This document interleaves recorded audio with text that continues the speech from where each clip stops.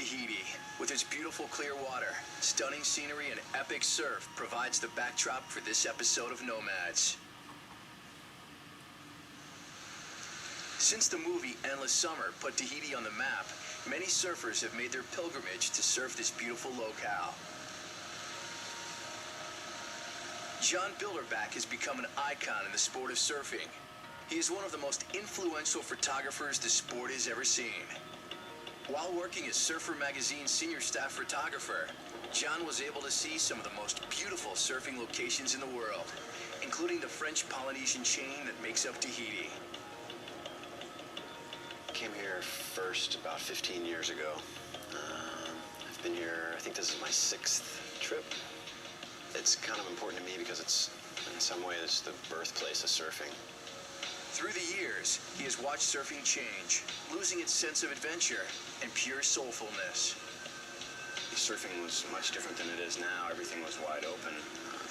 We hadn't really come up with cliche photos.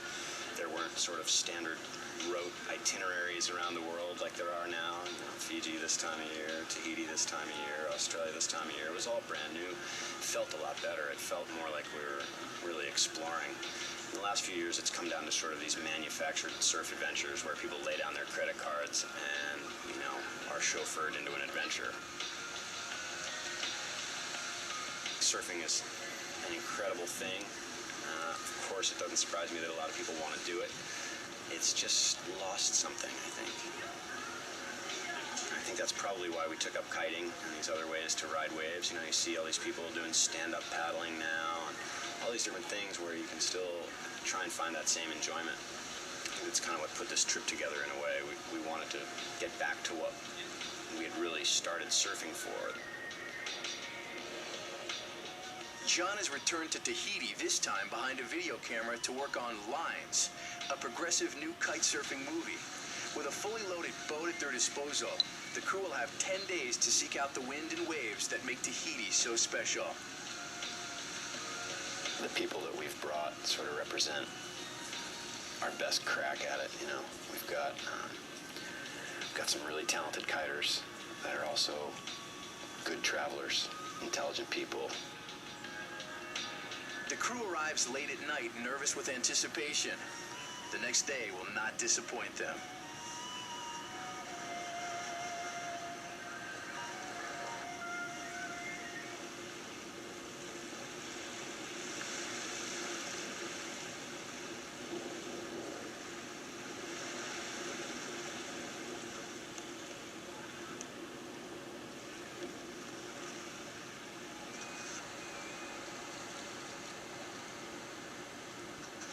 The crew is back together after scoring some epic conditions in Western Australia. Reuniting with John and his wife Alexis are professional kite surfers Sky Solbach, Jason Slezak, and Christine Booza. We started our production in Margaret River, West Australia, and it's just about my favorite place in the world.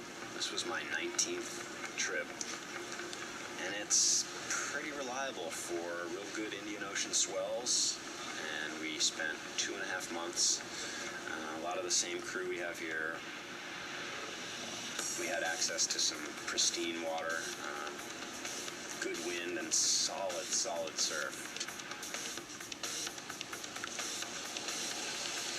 It was cool because we really got to explore a lot of different places, and we rode different spots almost every day. Sky Solbach has been a dominant force on the kiteboarding scene, winning several professional contests. Seeing that there was more to kiteboarding than just flat water tricks, he began kite surfing in waves and hasn't looked back. In the last few months, we've been filming in Western Australia, and for him, the waves are all in his backhand. That means he's riding with his heels to the wave instead of toe to the wave, which is much more difficult, any surfer would tell you. He spent months honing where the kite needs to be, you know, what he can do off the bottom and what he can do off the top. And I just have an amazing amount of respect for the dedication that he has. He's put in months and months working on that, and that's most people's weakness. Nobody likes to work on their weaknesses, you know, nobody likes to fall back on their strengths, so I really admire him for that. Also along for the ride is Christine Booza. From her beginnings in East Germany, she quickly found kite surfing as a way to get out of the city. She soon became two-time Professional Kite Riders Association World Champion.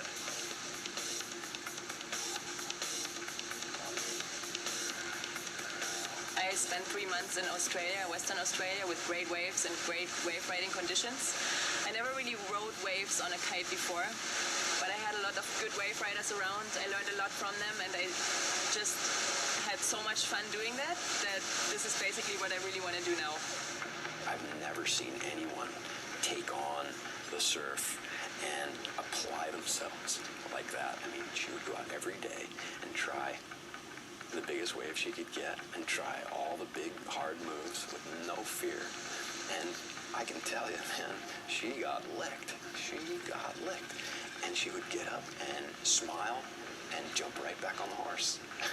I was astonished, man. If I had taken some of the beatings I've seen her take, I'd be sitting on the beach, you know, I'd be catching my breath, getting myself together. Rounding out the crew is Jason Slezak.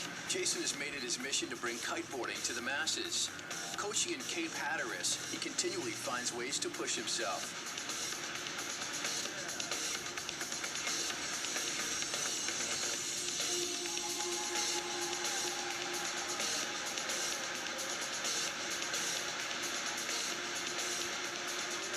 Jason Slezak was the first kiteboarder I ever worked with.